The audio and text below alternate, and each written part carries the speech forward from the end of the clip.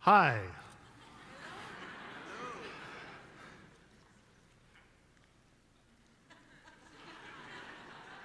When I was invited here to give a talk on marijuana, I wasn't sure exactly what that meant.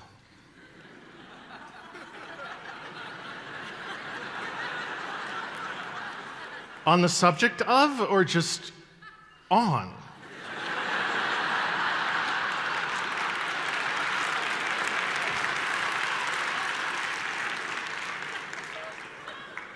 I hate to disappoint, so I'm doing both.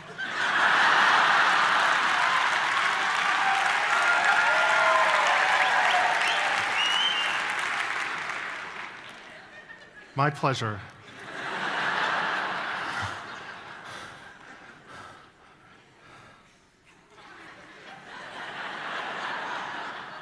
Have you ever really looked at your hand? I tell that joke because according to lore, people high on marijuana are amazed by their limbs, often while slow-motion speed-eating Doritos in their parents' basement. I hate this joke because it invokes a stereotype that is reductive at best and supports a system of diabolical lies at worst.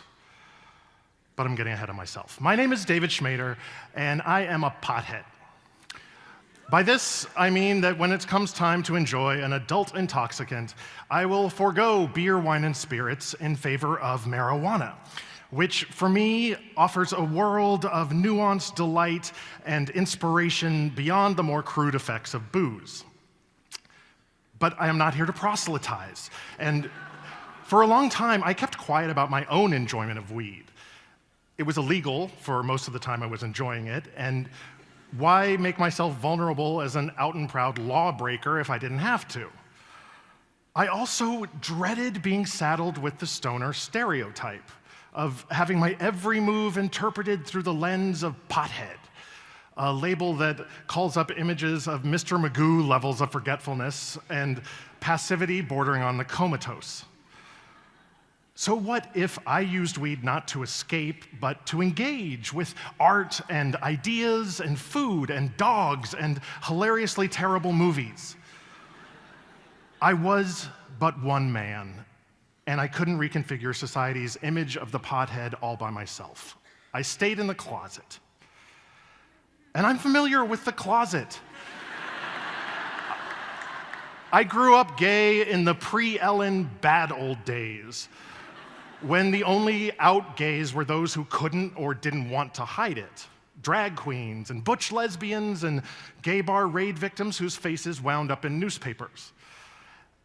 And these trailblazers might have been the whole of queer representation if Harvey Milk hadn't urged everyone to come out, especially all the non-remarkable queers who'd previously flown under the radar. Only then could an honest portrait of this subculture emerge. It's the same with weed.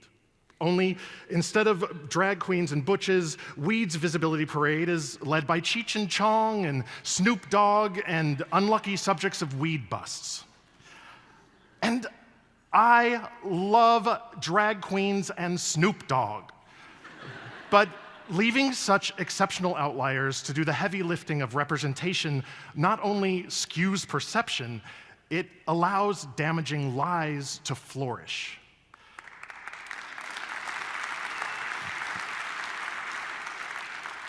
And the primary source of these lies is, unfortunately, the US government, which has strenuously vilified weed and its users for over 80 years. In 1930, the head of the Federal Bureau of Narcotics declared, and I quote, "Marijuana causes white women to seek sexual relations with Negroes and makes darkies think they're as good as white men." This type of slander presented as science was codified in 1970, when the Controlled Substances Act scheduled marijuana as a Schedule I narcotic, a designation reserved for extremely dangerous drugs with no accepted medical use. It is hard to overstate the pernicious effects of this weed's Schedule I classification. For one thing, by scheduling weed as a dangerous drug with no medical benefit, the government makes it extremely difficult to conduct research that would prove that marijuana is a not very dangerous drug with a wealth of medical benefits.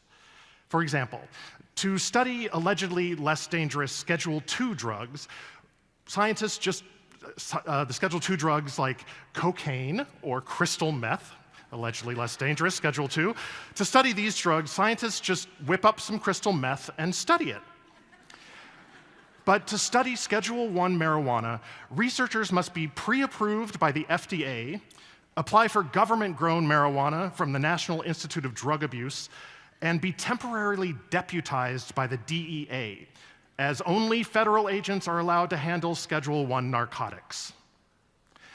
Add to this the fact that most funding for drug research comes from the pharmaceutical industry, which views weed as a threat and has a vested interest in keeping it labeled as a dangerous drug with no medical benefits.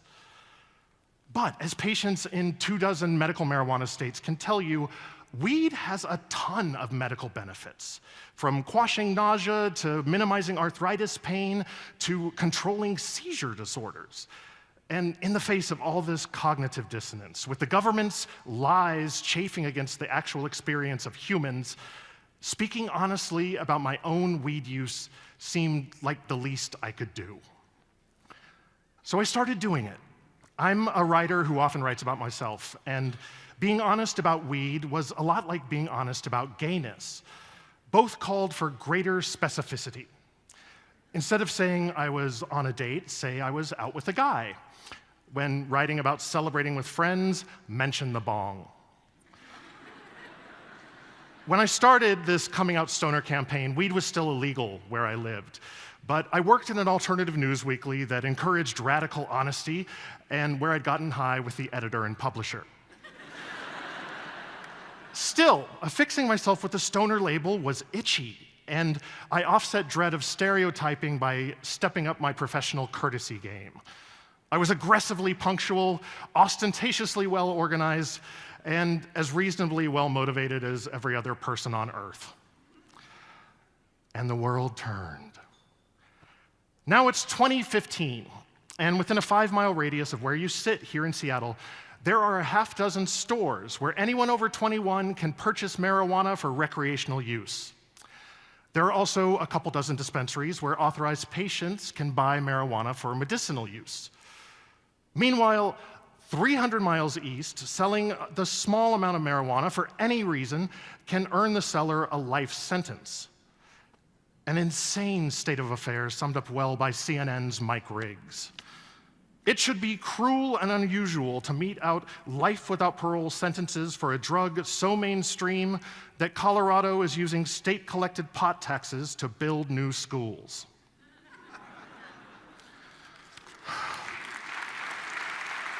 Yeah, and sorry about the note cards. I'm really bad at memorizing. So, we need to strive for integrity in our nation's pot laws, and a good first step is moving beyond the marijuana monster myths peddled by the feds. One such myth, marijuana is a gateway drug. No, it's not. The gateway drug theory holds that people that smoke weed are more likely to try harder drugs. But the main thing pushing weed smokers towards harder drugs are black market weed dealers selling harder drugs. The prohibition creates the connection. Another myth. People just want medical marijuana to get high. Shut up. The most exciting developments in medical marijuana involve strains that are incapable of making anyone high, opening a world of treatment for people who want their medicine without a side of stoned, like kids with seizure disorders. Also, it is fascinating how this people just want X to get high argument is never applied to prescription painkillers, which kill 10,000 people a year.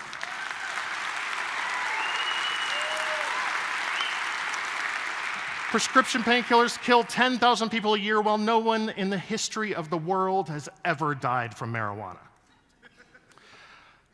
Another myth. Marijuana will make you stupid and maybe insane.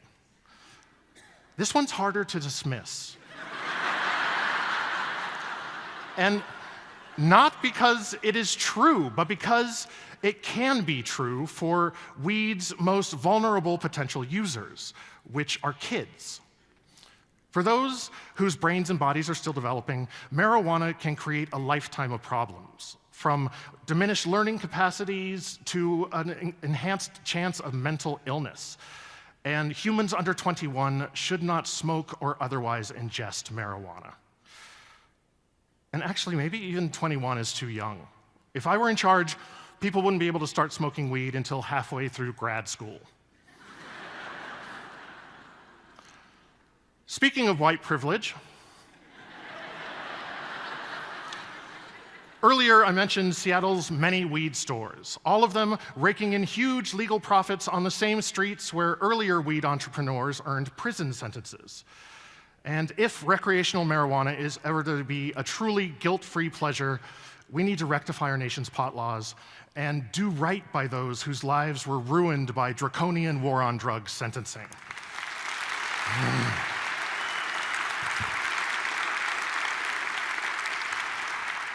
For now, if you are someone who appreciates marijuana, either as medicine or diversion or both, come out.